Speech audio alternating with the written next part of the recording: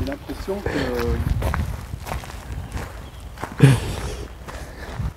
d'être toujours mal placé au niveau de mon axe. D'être toujours mal placé, Voilà, d'être toujours en retard Ouais, en retard par rapport à mon axe. par rapport à l'axe. Et à l'axe JB en fait.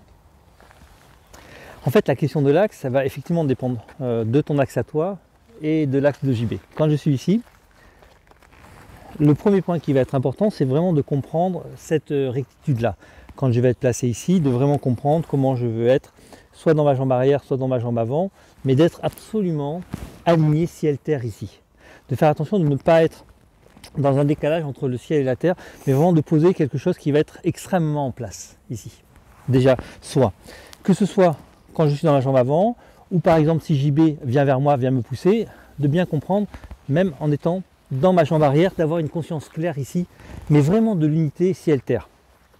Ensuite, le deuxième point qui va être important, c'est vraiment d'arriver à s'harmoniser avec l'axe de son partenaire. Ici, je vais faire en sorte d'être, quand on va se placer ici, moi d'être plutôt bien placé, et JB d'être un peu en satellite autour de moi. Tu vois, je veux sentir que dans son axe, il a cette fragilité de l'axe qui fait que je vais pouvoir le déraciner facilement. Donc, quand je vais me placer ici, je vais vraiment faire en sorte, tu vois, d'occuper un espace qui va me permettre d'avoir l'ascendant sur son axe. Si quand je me mets ici, tu vois là, mon axe, non seulement je suis désaxé par rapport à moi, mais je suis aussi désaxé par rapport à JB, ce qui fait que je suis en déséquilibre ici très facilement. Il n'y a pas de mouvement enfin, externe, visible en fait pour.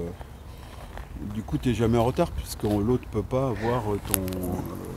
Moi, je ne vois pas, par exemple, avec toi, je vois aucun mouvement. Voilà. Aucun changement de ton axe. Si son axe était mieux placé que le mien, ce serait moi qui serais toujours en retard. Ah ouais, d'accord. Là, comme aujourd'hui, mon axe est mieux placé que celui de JB, ce qui fait que c'est JB qui va être toujours plus ou moins en retard. Même si je vais venir me placer après, je vais venir placer quelque chose d'assez fort qui va faire que son axe va être en déséquilibre ici.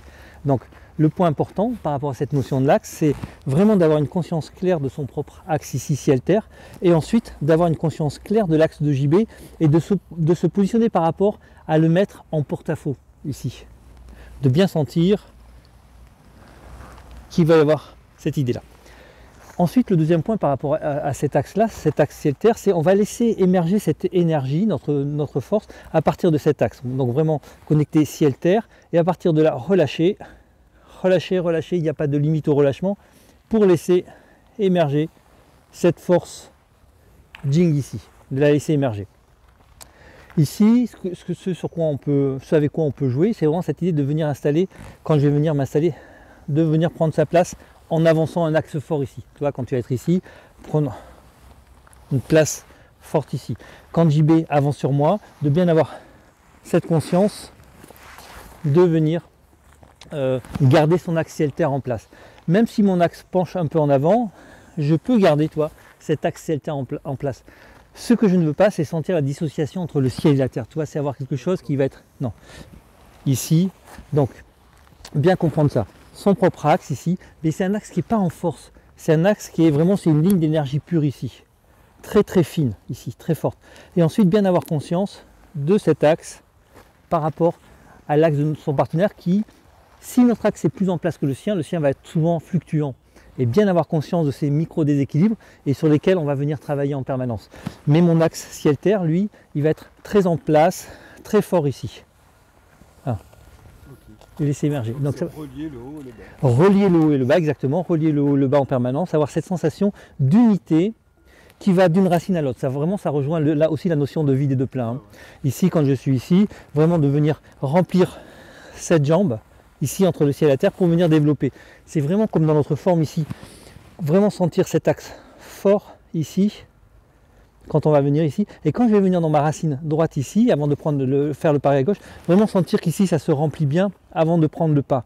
Et quand je transfère ici, vraiment sentir cette sensation d'un axe qui vient dans cette jambe extrêmement puissant ici, même si c'est extrêmement connecté avec la jambe arrière, vraiment dans la forme, vraiment avoir cette sensation d'un axe qui est fort et qui bouge comme ça d'une façon très stable en permanence.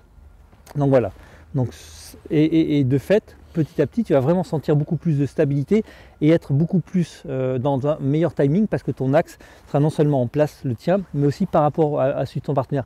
Donc là, il faut avoir beaucoup d'écoute. Quand on va être ici, il faut vraiment que j'ai une écoute extrêmement subtile de où se trouve l'axe de JB. Donc vraiment l'accueillir et de ne pas venir chercher à vouloir imposer quelque chose. Ici, connecter à partir de la terre, relâcher et laisser monter ici. Voilà. D'accord. Ouais, ça va? C'est clair? Merci.